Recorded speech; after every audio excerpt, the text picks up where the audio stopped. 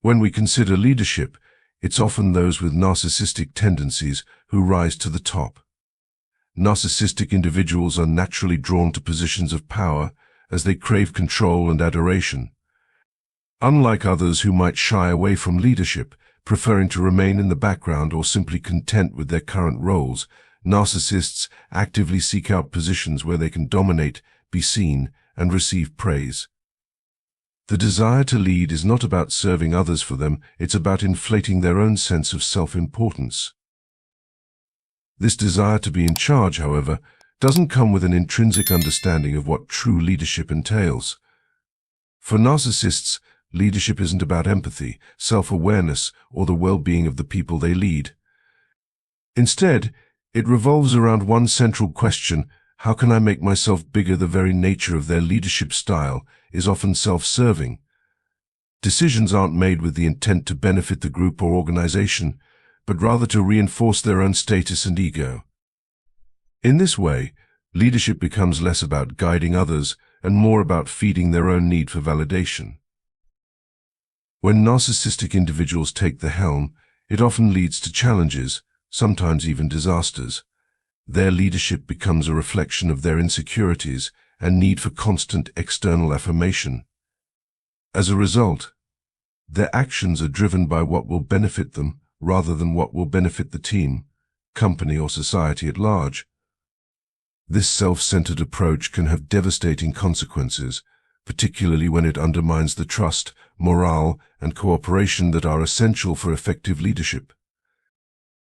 Thus, while narcissists are drawn to leadership positions, they often lack the emotional intelligence and empathy required to lead in a healthy, sustainable way. Instead of building a thriving community or organization, their leadership becomes a vehicle for self-aggrandizement, leaving those they lead to suffer in the long run.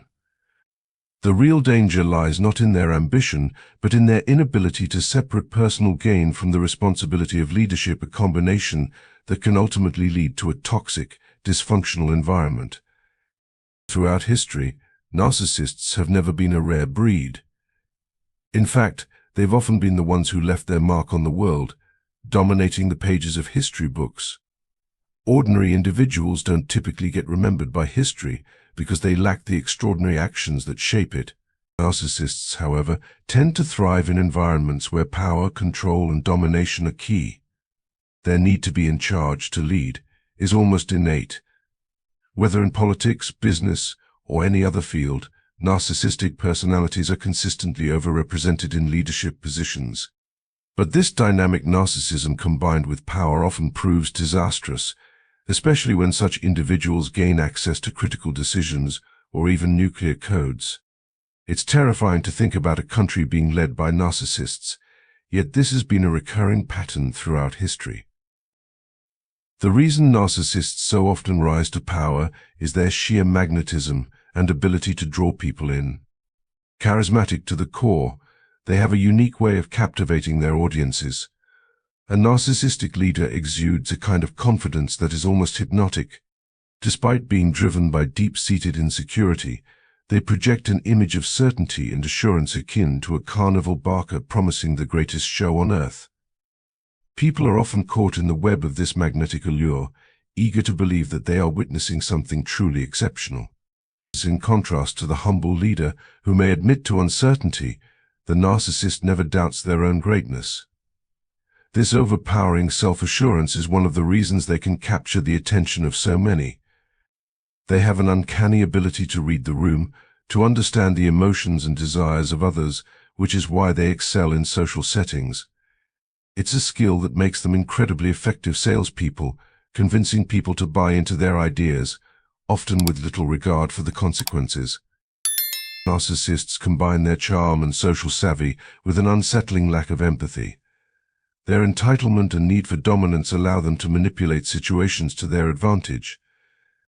They know exactly how to craft a narrative that benefits them, drawing people into their orbit with promises of a better future or an illusion of belonging. The result is that entire groups, whether within a company, a country, or even a small town, can become easily manipulated. It's staggering how vulnerable people can be in the hands of a narcissistic leader. They have an extraordinary ability to make others feel like they are part of something monumental, even if it is a destructive force. History is full of examples where narcissists have led cults, political movements, and organizations, bending others to their will with nothing more than their powerful rhetoric and unshakable conviction. What's truly unsettling is how we, as a society, are often drawn to these figures. There's something about charisma and charm that is almost irresistible. It's as if we are hardwired to follow them, to be captivated by their vision. But the problem arises when we fail to recognize the danger behind the charm. Narcissists can be so convincing, so persuasive, that we don't see their darker motives until it's too late. It's like trying to teach someone to be wary of a magician's sleight of hand. You can't really explain it until they've experienced the trick for themselves. And even when we recognize it, it can still be hard to resist. It's a dangerous game of attraction, one where the stakes are far higher than we often realize. I've learned over time not to fall for charm. When I encounter someone with that magnetic, almost hypnotic charisma, my instinct is to distance myself. I'll politely excuse myself from the conversation, maybe even change seats, and think to myself, it was lovely meeting you, but I really need to go.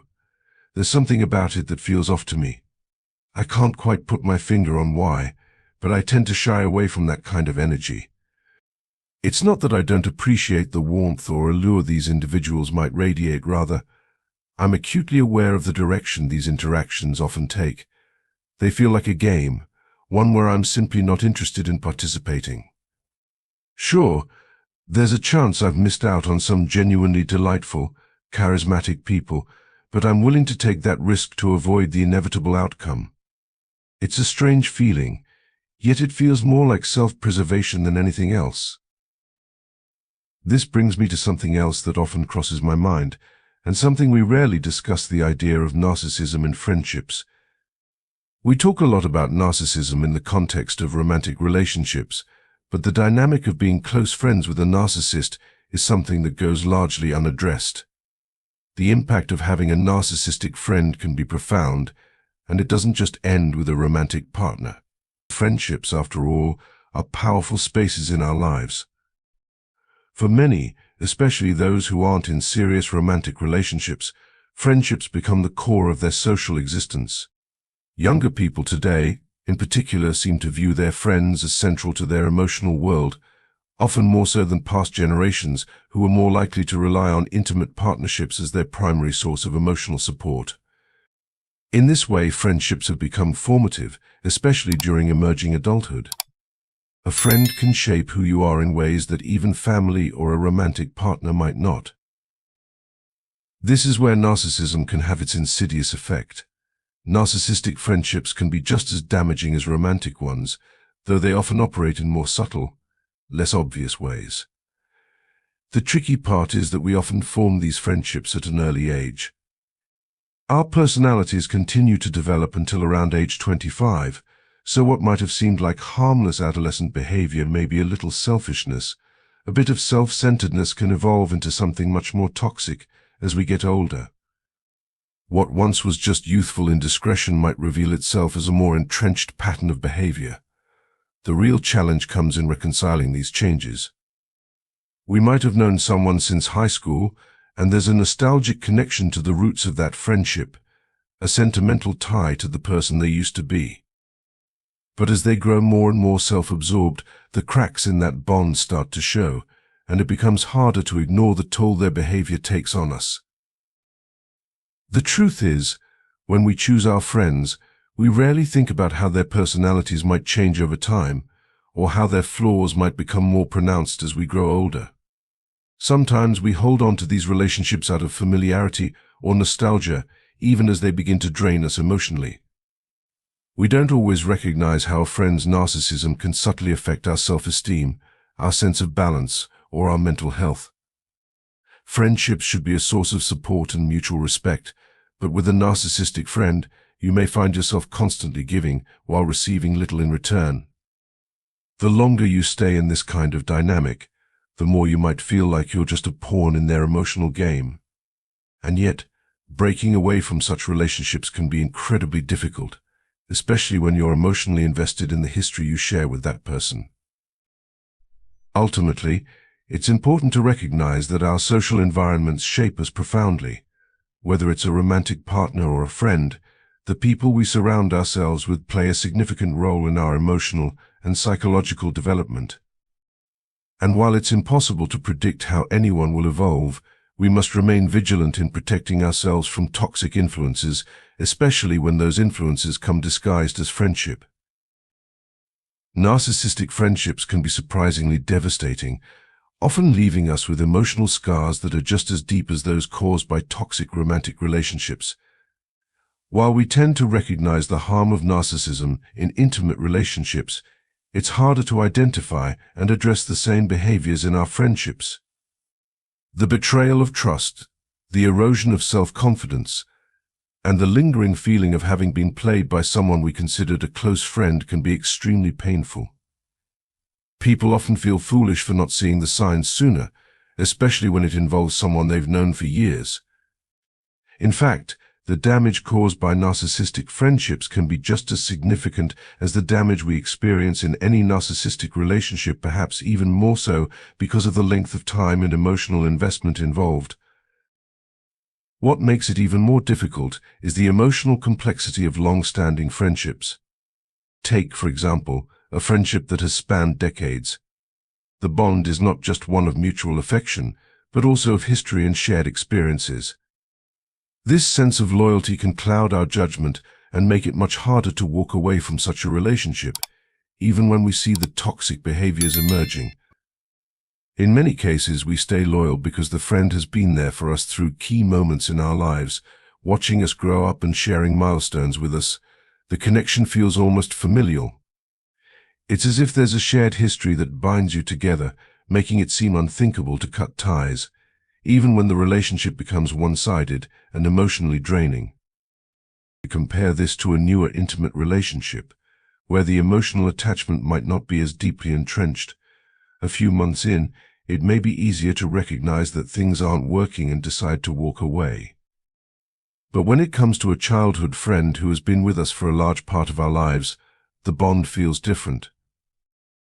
We often start doubting ourselves, questioning if we're the problem, wondering if we're simply too difficult to get along with. The more we blame ourselves, the harder it becomes to see our friends' behavior clearly.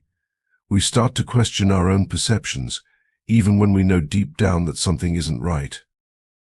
It's also important to note that, like any relationship, friendships can change with time. There are seasons in life when certain friendships no longer serve us or align with who we are becoming. For example, a friend who becomes a parent might find it difficult to relate to someone who doesn't have children, and vice versa. Life stages can shift the dynamic of any relationship, and sometimes it's necessary to let go, even if it's painful. However, when the issue is a friend who is being consistently toxic, invalidating, manipulative, or antagonistic, the need to let go becomes even more urgent. We tend not to view our friends as potential betrayers in the way we might view a partner, but the emotional toll can be just as damaging. The subtle nature of narcissistic friendships can also make them harder to detect. Unlike a romantic partner, who you may see every day, a friend might not be present in your life as constantly, which allows toxic behaviors to go unnoticed for long periods. It can take years before you realize that your closest friend is, in fact, a narcissist, and by then the emotional impact might be far greater than you expect. The fluctuating nature of these relationships can make it difficult to pinpoint the exact moment when things started to go wrong, which only adds to the confusion and emotional turmoil. Ultimately, the question we must ask ourselves is not whether we are the problem, but whether a friendship that undermines our well-being is worth maintaining. The emotional complexity of long-standing friendships, mixed with the deep sense of history and loyalty, makes it difficult to see toxic patterns for what they truly are. But just like any other relationship, friendships should support and uplift us. When they begin to drain us, it's crucial to recognize it and take steps to protect our own emotional health. For many, It can take an entire lifetime to fully recognize and confront the complexities of relationships, especially when it comes to navigating the subtle yet powerful dynamics of narcissistic personalities. What makes this journey even more challenging is the fact that our exposure to different types of relationships varies greatly. For example, in the case of friendships, unless you're living in very close quarters with someone like with a roommate, you're not typically exposed to the same level of intensity and constant interaction that might occur in an intimate partnership. This lack of close proximity means that the everyday tensions we might experience with a partner often don't manifest in the same way with a friend. In romantic relationships, the friction often arises from areas of shared responsibility tasks like household chores, child rearing, or simply managing life together. These become fertile ground for tension, revealing deeper issues of equity and fairness. With a friend, however, such issues are less likely to surface simply because the relationship isn't exposed to the same ongoing, demanding situations. In fact, a friendship may persist for a long time, even under the strain of a narcissistic influence, simply because it's not subjected to the same rigorous tests as a romantic or familial bond. This can make it especially difficult to recognize and confront the toxic dynamics in a friendship that may be long-lasting, yet subtly damaging. But perhaps the most challenging relationship to untangle is one involving a narcissistic parent. The complexity of this dynamic cannot be overstated, as it has the potential to shape not only a child's psychological development, but also their entire worldview. Narcissistic parents are not just unhealthy, they often inflict deep emotional wounds, and in extreme cases, their behavior can border on outright abuse. What makes this relationship even more painful is that, in some cases, the child is forced to step into the role of the parent. The narcissistic parent becomes emotionally dependent on their child, reversing the natural order of care and responsibility. In these situations, the child's needs are often ignored or belittled, as the narcissistic parent demands that the child cater to their emotional needs, suppressing their own feelings in the process. Expressing emotions or having personal needs is seen as selfish or greedy. The child, in turn, becomes disempowered, their sense of self continually undermined by the toxic behavior of the parent. This dynamic creates a deeply unhealthy environment for emotional growth, one where the child learns to deny their own humanity in order to meet the needs of the narcissistic figure. For children of narcissistic parents, one of the most important realizations they can come to is that none of this is their fault.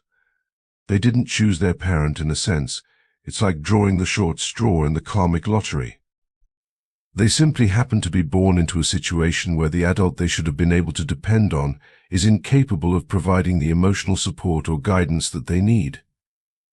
Acknowledging this painful truth is the first step in breaking free from the toxic grip of the narcissistic parent. Ultimately, the best thing a child of a narcissistic parent can do is to seek out the one healthy, supportive adult in their life, a teacher, a mentor, or perhaps another family member who can offer the emotional care and guidance they so desperately need. This figure becomes the anchor that can help them navigate through the emotional turbulence created by the narcissistic parent. It's through these relationships that healing can begin, and the child can reclaim their sense of self-worth. While there's no easy way to remove oneself from such a complicated relationship, understanding the role of the narcissistic parent and seeking support from healthier influences can provide a pathway to recovery and personal growth.